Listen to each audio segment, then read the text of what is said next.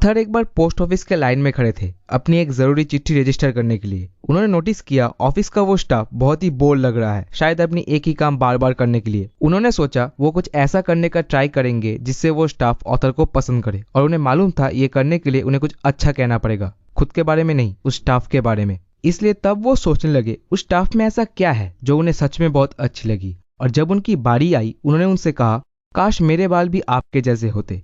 ये सुनकर वो स्टाफ पहले थोड़ा हैरान हो गया, फिर मुस्कुराया और कहा, असल में ये आज उतने भी अच्छे नहीं लग रहे जितना कि हमेशा लगते हैं। फिर उन दोनों ने थोड़ी बात करी। ऑथर कहते हैं, मैं शर्त लगाता हूँ आज वो इंसान बाकी पूरे दिन बहुत खुश रहेगा। वो घर जाके खुद को आईने में देख के कहेगा, सच में मेरे बाल बहुत ही अच्छे दिखते हैं। ये कहानी ऑथर अक्सर अपने सेमिनार्स में बताते थे। एक दिन एक लड़के ने उनसे पूछा, आपको उनसे क्या चाहिए था जो आपने उनकी तारीफ की? ये सुनकर ऑथर ने कहा, मुझे उससे क्या चाहिए था?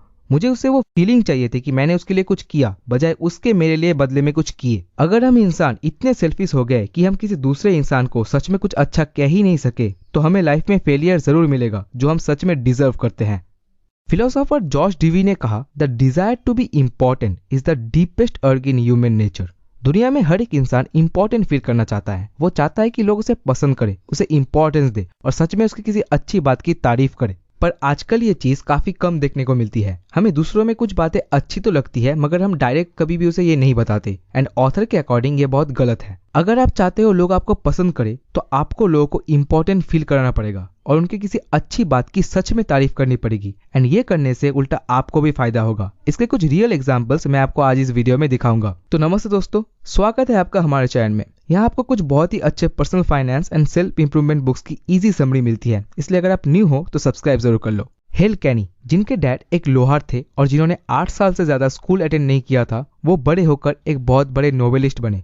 The eternal city, the Manxman, the Deemster जैसे बेस्ट सेलिंग नॉवेल्स लिखे जिन्हें करोड़ों लोगों ने पढ़ा। वो उनके समय के सबसे अमीर लेखक बने। पर उन्होंने ये सब कुछ किया कैसे? हुआ ये था कि हेल उस समय के एक बहुत ही मशहूर लेखक डांते गैब्रियल रोज़ेटी की बुक बैलेट्स एंड सोनेट्स को एक दिन पढ़े थे। वो बुक उन्हें इतनी अच्छी लगी कि वो रोज़ेटी के फैन बन गए। उनकी सब बुक्स और पोएट्री पढ़ी। फिर उन्होंने एक चिट्ठी लिखकर रोज़ेटी को ही डायरेक्ट बता दिया उन्हें उनके सब क्रिएशंस कितने अच्छे लगे। रोज़ेटी ने वो चिट्ठी पढ़ा और उन्हें ये जानकर बहुत खुशी हुआ कि किसी यंग इंसान को भी उनके वर्ड्स इतने इन्फ्लुएंस कर सकते हैं। इसलिए उन्होंने हेल को लंदन में आने का इन्विटेशन दिया उनका सेक्रेटरी बनने के लिए। ये हेल के लाइफ का टर्निंग पॉइंट था। वो लंदन गए, रोज़ेटी के साथ काम किया और उन्हें और भी बहुत बड़े बड़े आर्टिस्ट के साथ मिलने का मौका मिला, जिन सब ने उनको भी बहुत ज्यादा इंस्पायर और मोटिवेट किया खुद भी एक क्रिएटिव क्रिएटर बनने के लिए। ये है पावर दूसरों को इंपॉर्टेंस देने की। अगर उस दिन हेल ने चिट्ठी लिखकर रोज़ेटी को नहीं बताया होता तो शायद वो कभी भी खुद एक बड़े नोवेलिस्ट नहीं बन पाते। अभी फिर ऑथर ने एक बिजनेसमैन का एग्जाम्पल दिया जिन्होंने रिसेंटली उनके क्लासेस अटेंड किए थे, जहां ऑथर ने यही समझाया था कि हमें दूसरों को इंपॉर्टेंस देना चाहिए। तो एक दिन वो बिजनेसमैन अपने वाइफ के साथ उसके वाइफ के कुछ रिलेटिव्स के साथ मिलने गया। वहां वो उसकी एक बूढ़ी आंटी के साथ अकेला बैठा था। तब उसे ऑथर की बात याद आई। उसने यहाँ वहाँ देखा और सोचा अब वो उनसे क्या कह सकता है जिससे उस आंटी को इम्पोर्टेंट और अच्छा फील हो। तो उसने कहा, आपका ये घर 1890s में बना है ना? उस आंटी ने कहा, हाँ, पर तुम्हें कैसे पता चला?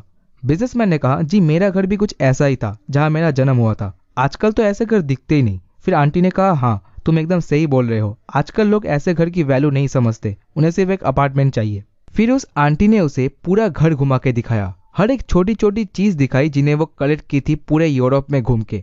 फिर वो गैराज की तरफ गए जहाँ एक एकदम नई पैकर्ड कार खड़ी थी। ये उस समय की सबसे महंगी गाड़ी मानी जाती थी। आंटी ने कहा, मैं तुम्हें ये गाड़ी देना चाहती हूँ। ये मेरे हस्बैंड ने मुझे गिफ्ट किया था उनके मौत से कुछ महीने पहले, और उनके बाद कभी मैंने ये गाड़ी नहीं चलाई। वो बिजनेसमैन फट से शॉक हो गया। उसने कहा, नहीं, मैं ये गाड़ी नहीं ले सकता, मेरे पास खुद की गाड़ी है। आपके कितने रिलेटिव्स हैं, आप उनमें से किसी को दीजिए, आप मुझे ही क्यों देना चाहती है ये? आंटी ने कहा, तुम अच्छी चीजों को वैल्यू देना जानते हो इसलिए, और मेरे सब रिलेटिव्स सिर्फ मेरे मरने का इंतजार कर रहे हैं ताकि तब वो ये गाड़ी ले सके, पर मैं उनकी ये इच्छा पूरी होने नहीं दूंगी। मैं ये पैकेट कर तुम्हें ही दूंगी। तो यहाँ उस आंटी के पास सब कुछ था, अपना घर, प्रॉपर्टी, पैसे, पर बुढ़ापे के इस समय में उनके हस्बैंड के चले जाने के बाद वो बहुत अकेली थी। उनके पास कोई ऐसा नहीं था जो उनसे उनके बारे में कुछ बात करे। तो जब उस बिजनेसमैन ने उनकी घर की तारीफ की, उन्हें इंपॉर्टेंस दिया, तो ये उनके लिए रेगिस्तान में बारिश पड़ने जैसा था। वो इतनी खुश हो गई कि उन्होंने अपने हस्बैंड की गिफ्ट की हुई कार ही उसे दे दी।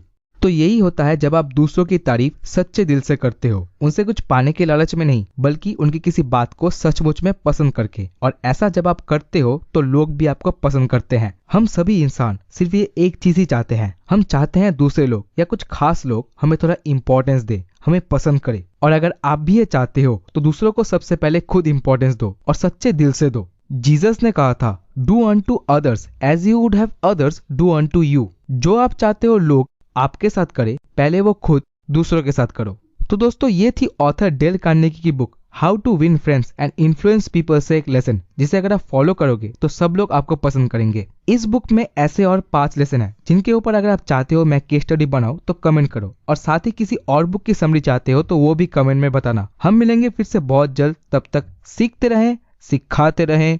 जय हिंद।